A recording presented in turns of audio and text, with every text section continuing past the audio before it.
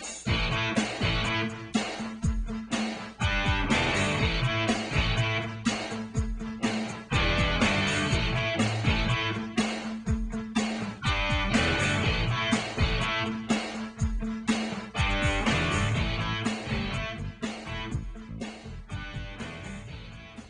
is an example of a mesquite type that's easily controlled with the stem spray method.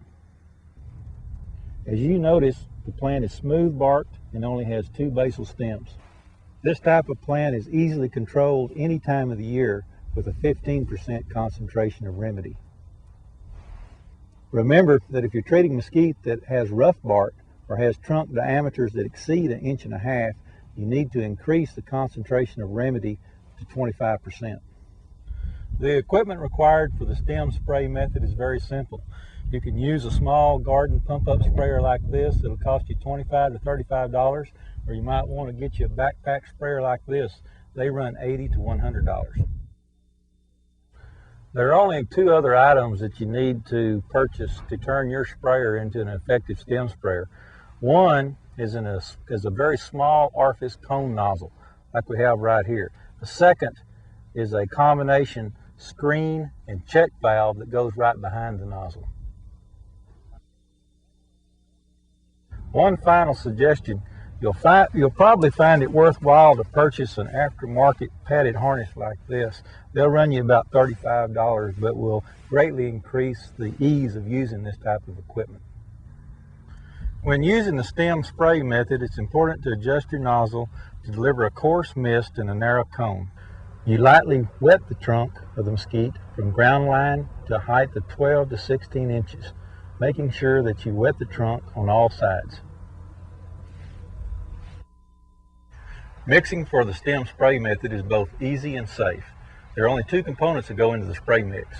One is just normal diesel fuel oil. The second one is the herbicide remedy. The only decision that you have to make when using the stem spray method is what concentration of remedy to mix with diesel. If you're treating smooth bark mesquite that's less than 1.5 inches in diameter, we recommend a 15% concentration.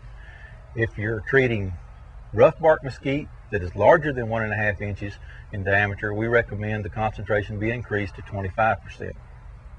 Although the herbicide remedy is very safe to use, the label requires that you utilize safety glasses and rubber gloves when mixing.